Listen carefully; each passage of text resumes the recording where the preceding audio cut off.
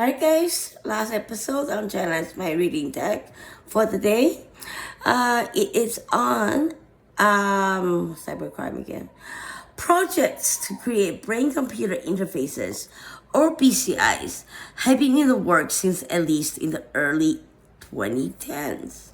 The technology has already demonstrated its usefulness in people with disabilities, like spinal cord injuries, where BCIs can allow one with limited mobility to control a computer with their mind. The chips essentially work by monitoring electrical signals in the brain for patterns associated with different actions, translating them into computer codes, and then, with AI, everything goes right to hell. Because terrorist attacks using that, it's imminent. Founded in 2016, Elon Musk's Neuralink has been quiet for years, thank God. But in 2024, came out of the shadow and shared the story of his first patient with a successful implant. This is the 37-year-old guy that I was talking about that's able to play computer games independently after a quadriplegic paralyzation.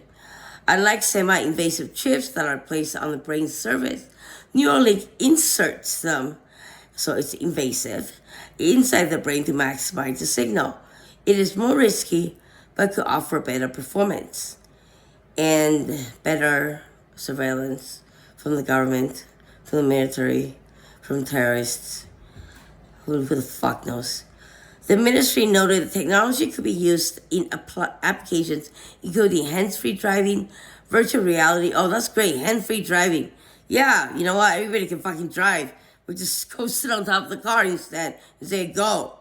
What are we, shutting down Doraemon? No. Oh, come on.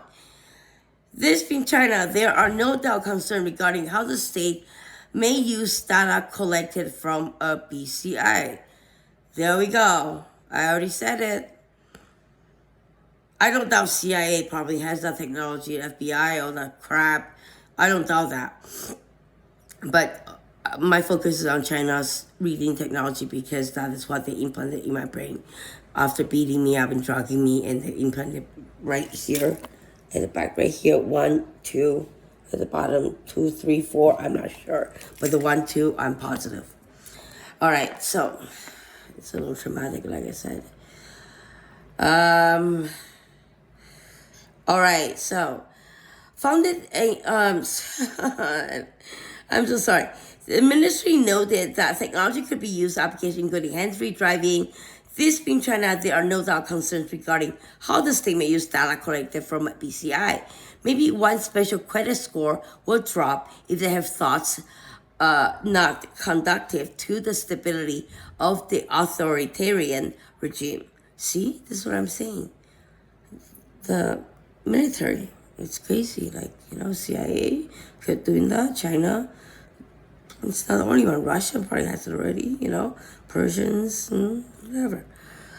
People that have this is more dangerous than a fucking like a New York bomb or whatever. I don't know. This is bad. Neuralink does not have to worry too much about Chinese competitors due to such concerns. Yeah, that's because Elon Musk only cares about fucking money and build motherfucking big hunking tank machines that looks like a fucking tank. I can't imagine anybody driving that. Everybody drives that. Do you think this world will look like? Crazy. Neuralink's invasive implementation is different from the rest, and Elon Musk's greater ambition with Neuralink is to create new forms of cybernetic enhancements for everyday people. Wow, thank you, Elon Musk. Maybe individuals could someday have superhuman memory. Yes, thank you, Elon Musk. Or the ability to learn new skills instantly. Thank you, Elon Musk. AI is going to ruin everything. That's the next sentence. Whoops, there we go. AI's artificial intelligence capabilities could theoretically support Neuralink. There remains a lot of concerns surrounding BCI, particularly with ethical concerns, invasive surgeries, long-term compatibility, post-operative immune reactions. They are all questions. Semi-invasive versions are safer, but struggle with weaker signals and ability to the brain.